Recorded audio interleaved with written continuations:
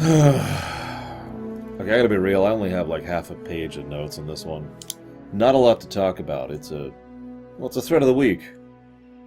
Might actually qualify as the first thread of the week. I don't know. It's kind of debatable, isn't it? We've got a bit of a kind of going on with that. Let's talk about a few things. So obviously this isn't true in the remasters because they remastered the visuals. But did you know that every shot of the shuttle in the entire show comes from the footage they took from this episode? They redid some of the matting on it, for example, to show different backgrounds, but no, it's the same shots of the shuttle. That's cost saving. Yeah. You'll also notice that there's a Yeoman Mears, or Ensign Mears, or whatever her name is. I don't actually remember, because she was originally supposed to be Yeoman Rand. I said we'd stop talking about her, but as long as it keeps coming up, I'm going to keep bringing it up. It's a bit role anyways, but it was supposed to be her, and they just kind of invented this new character and wanted to slot it in. Also, John Crawford has the dubious distinction of playing Galactic High Commissioner, I don't remember his name, Ferris. And he really didn't like working on this show. He apparently was friends with the director, who, of course, Robert Gist, had directed this and nothing else in Star Trek. We're keeping the trend. I finally have a theory about that, by the way. So, he was friends with the director and was trying to work with the director, and it just wasn't working out because apparently Shatner was being super egotistical on the set. Here's the thing. Shatner being egotistical, yeah, probably was happening. What really weirds me out, though, is the actual specifics he states don't really sound all that egotistical to me. They just sound like, a guy trying to direct a set. Now, granted, Shatner wasn't the director, so he shouldn't have been doing that, but still, it's really minor tier stuff. This is the other episode by Shimon Windelberg. I actually mentioned him. And also Oliver Crawford. He actually did this in several other episodes, including Let That Be Your Last Battlefield and The Cloud Miner. So again, small list of episodes written. Which I suppose leads me to my overall point. Why the directors thing? Why, one-off with writers and directors? Well, I have a theory. I think that Herbert Solo, he was the one in charge of trying to make this work, along with Robert Justman. Solo was the Rick Berman of the era, not in terms of being a horrible human being, but in terms of being the producer, our producer, the one fighting amongst the other producers for slots and, budgets and trying to make sure that their show stayed on the air, right? Because that's how that works in television. This is why I will always give Rick Berman some credit, is because he was in the ring fighting for Star Trek. He was still a sleazebag, but he was our sleazebag, right? He helped keep Star Trek on the air. So, okay, I'll give credit where credit is due. Now, that was Solo, who, by most accounts, was not a sleazebag, but was also a studious overworker, which could lead to a lot of problems, but let's not go into that. So he was trying and fighting and struggling to make ends meet. He was in a near constant battle, from what I understand, with, pretty much all the other executives for the usual reasons, budget and time and money, but also because there were several efforts at the time to try and shut down several of the shows that were too expensive, which included Star Trek and Mission Impossible. Now, Solo was in charge of Mission Impossible. That was the other show he was going to bat for. And now things start to line up, because I started looking at this list of directors and writers, and I noticed a huge number of them have done work on Mission Impossible. The picture seems clear now. This is all supposition and presumption, I will admit. But it looks like Solo was trying and make things work by double dipping. It's like, okay, pull in a director to work on this episode of Mission Impossible, and then go over to the other side of the lot and work on Star Trek in order to try and keep, relative budget low and to keep the movement going and, frankly, to keep the shows on the air. So, interesting to think about. Unfortunately, I don't have much else to add to that, and I hope you enjoyed that because that's the biggest piece of insight I have to this episode. I could talk about how the Federation of Planets wasn't actually invented yet. You'll notice he's referred to as Galactic High Commissioner. I could talk about several firsts. So it's our first shuttle. Yay! And our first ensign is on this episode, too. So we have our first shuttle. Woo! And we have our first shuttle crash. Woo! Wait. I'm sorry. Maybe it's just because of the perspective of post-Voyager, but the fact that the very first episode with a shuttlecraft in Star Trek history involved the shuttle crash landing. Oh, that's amusing. We also have another first. I've referred to this character archetype many times, and it comes up a lot in Star Trek. It's called the obstinate bureaucrat. That is the commissioner I just mentioned earlier, Mr. Crawford, who really disliked working on the show. He plays the obstinate bureaucrat. He is there to be an enemy. He is there as an obstacle, hence the term, and he is someone who likes to follow the laws and the rules, and even if he has a point, which he actually does in this episode, he is portrayed as the enemy. Now, what's interesting is we will see some really dumb obstinate bureaucrats later, like, really dumb obstinate bureaucrats. This guy's actually reasonable. He wants them to go deliver this medicine to go take care of a plague. Now, here's the thing. The stated reason why Kirk decides to go check out this stellar phenomena is because, well, we've got 2 days leeway before we're supposed to rendezvous. Okay? Now, there are ways that can make sense, but maybe I'm the only person who thinks maybe instead of just, having 2 days to spare, you should book it to the planet which is currently battling a gigantic plague and try to deal with that early. I know, warp speeds weren't standardized. You notice they leave the planet at going as fast as they possibly can by going at warp 1. This is also not the first episode where they've done that. There's actually been several times where they have mentioned going quickly as warp 1. It's because the warp scale wasn't even invented yet. This is why it's so hard to discuss this show. Warp hasn't been invented yet. The rules for shuttles and force fields have barely been invented. There's no Federation yet. Starfleet doesn't have any backstory to it. And so I look at an episode like this, and what I'm left with is, well, there's a shuttle on the planet, and there's giants killing people.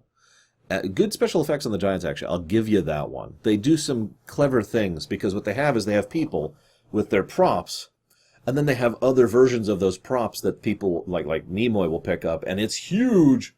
And so it'll just cut between the two, and it'll give the impression that they're much larger than they are. That's actually pretty clever, and I'll give them credit on that one.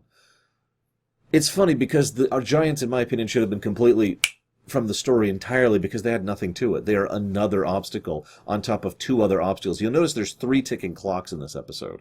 One is the fact that they have to repair the shuttle, and, they have to get, it's getting to the point where they're not even sure if they can repair it at all and get the thing in orbit.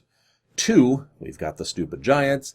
And 3, the fact that we've got that stupid plague that I shouldn't call that stupid, but they've got the plague that they have to get out there and deal with. Otherwise, Commissioner I'm the bad guy is going to show up and take over the ship, which he eventually does, because of course it has to be at the last second.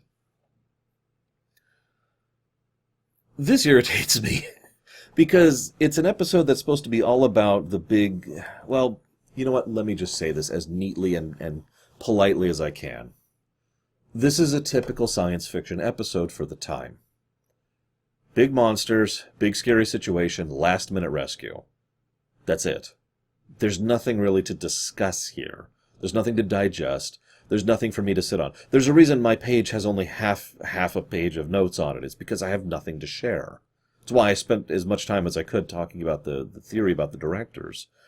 I could talk about how the very idea of a burial is for the dead. No, excuse me, is not for the dead. I'm screwing up my own words. So there's this bit... There's an old quote, which I'd love to say come from me, but it's actually not from me. I've just heard it before. I don't know where, so I don't know where to quote it from, but it boils down to... Burials, tombs, gravestones, all that stuff. That's for the living, not for the dead. Now, what's funny is that's true from 2 perspectives.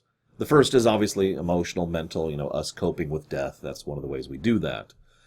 The other way is simply biological. Corpses are plague machines, to put that as nicely as I can. And for an enormous amount of human history, disposing of corpses was a very real problem. How much of human history? As recently as when my mother was alive. That's how recent it's been that disposing of large numbers of bodies has been an actual issue in real life. That's the tail end, admittedly, but I'm just getting across that point. 1 generation up. That's a couple thousand years. And by that, I mean closer to like however many, what was it, 10,000 years that we know of? I don't know. When you get to like 8,000 BC, things start to get a little vague. Point being, there's a very logical and fundamental reason for doing that. Now you could say, well, what about religious beliefs? I'm not touching that with a 10-foot pole. But let us assume that there is validity to belief or spirituality, which it's entirely valid to say that because there are plenty of people for whom it is, one way or the other, right? That would fall into the former category. You know, it's still for the living. Sound of mind, sound of heart, sound of soul, to help comfort the living in the passing of the dead, right? Now, there are lots of in-betweenies on this one. But the point being, if I can immediately jump off this topic that I don't want to talk about at all, what I really want to talk about is how this episode shows that very fundamentally. Bulma absolutely insists on this burial more than once, and he butts heads with Spock about it more than once. It doesn't matter for the dead guy's dead, and they're either going to join him or leave the planet. So there's no validity to his corpse needing to be dealt with in any manner. It is purely for those who remain, the living. So we then have probably the one really good dilemma of the episode, the shuttlecraft. They figure they can get the fuel working and they can get into orbit and everything will be great, but they're overweight. This is one of those classic problems that has actually plagued real-life rocket scientists for, since rocket science has existed. There's probably a term for this, and I always suck at these kind of problems. It's like this. You have mass. Mass means you need more fuel in order to push it up. More fuel adds to the mass, adding to the fuel you need. So there's this nice little thing where you have to measure everything out in extremely exact numbers in order to figure out the weight and the fuel necessary to actually get that sucker up there, right? Now, in this case, they have too much weight and too little fuel, so they need to balance that back out some way. And thus, the immediate idea is brought up, whom we leave behind. Okay, that's a good dilemma. You'll notice Spock never mentions who he would leave behind. You'll also notice Spock insists he will be the one to make that decision, not only because he's in command, because he will make the decision logically. And how wonderful is that to come immediately after the conscience of the king, where Kodos logically decided to execute painlessly and quickly 4,000 people to spare the lives of the other 4,000.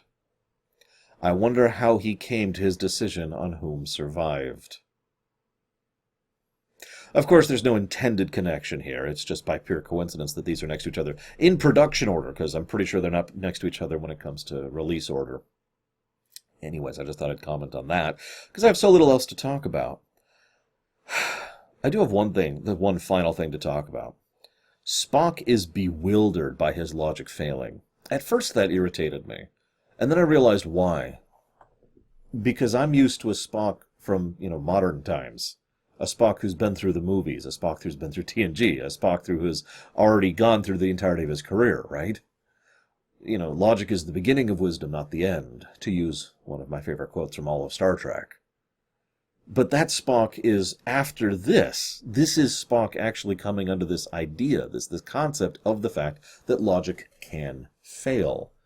And his frustration with that, I'm going to call it that, he's obviously bothered by this, and he doesn't know how to process it. He doesn't know how to deal with it because, but I made all the right choices. I did everything logically. I reasoned everything out. Why have things not turned out right? This then leads to one of my quotes. Logic is a path to a truth, not the path to the truth. And this is something this Spock, clearly, has yet to actually realize. He probably should have, since he's an adult, but the point remains. That is the development of his character here, such as it is. And it's one of the hallmarks of the episode, which is good, because otherwise this is a pretty boring episode to me. I mean, it's decent action, and, they do what they can with it, but for the most part, I'm just like, okay. I also want to comment on one last thing, and that really is the last thing I have to comment on. StarCraft. Do you like StarCraft? I love StarCraft. I would a StarCraft city builder. Oh, and then like a StarCraft 4X, and then maybe a StarCraft RPG. I'm just saying. No, I do. I'm in love with the setting, but the reason I bring it up is because it's an RTS. You could name any strategy video game, and it applies equally. You know why? Because all you have to do is select a unit and tell it what to do. Oh my god, I haven't had the background moving this whole time. I'm not re-recording this, if that's cool with you guys. I can't believe I screwed that up. I'm sorry. I'm gonna get like 15 comments. Lord, the background's not moving. God, I'm an idiot. See, I'm pathetic and terrible too, but that's the point, isn't it? If you gave me an order, I might screw it up. I might misinterpret it. I might simply decide not to do it. You have to accommodate the fact that I am a living, breathing, thinking being. When you order me into the chipper shredder, you need to have already earned my loyalty one way or the other for me to follow that order. Otherwise, screw you. Even if it's the correct call, even if my death and the death of my men and my people who are fighting with me on this, we go in there and we die and our deaths serve as victory for our cause, I, the individual, need to have leadership in order to be capable of making that decision as an individual to follow that order. Sense make? Now, there's a lot of things that can actually lead to that. But simply telling someone do this because it is correct is not one of them. Hence, the other thing the episode really has going for it. Spock is a bad leader. He's a good tactician. He knows how to math it out and come up with probabilities and figure out, how to maneuver through a situation. But he does not know how to get the people to do that. One scene in particular really comes to mind. He looks at the situation and says, okay, take his phaser, they've just discovered a dead body. Takes the dead body's phaser, says, give this to Scotty to drain into the ship. Pauses a moment, then goes ahead and hands his own phaser over and says, go ahead and do this too. I'm going to go try to find him. And then leaves.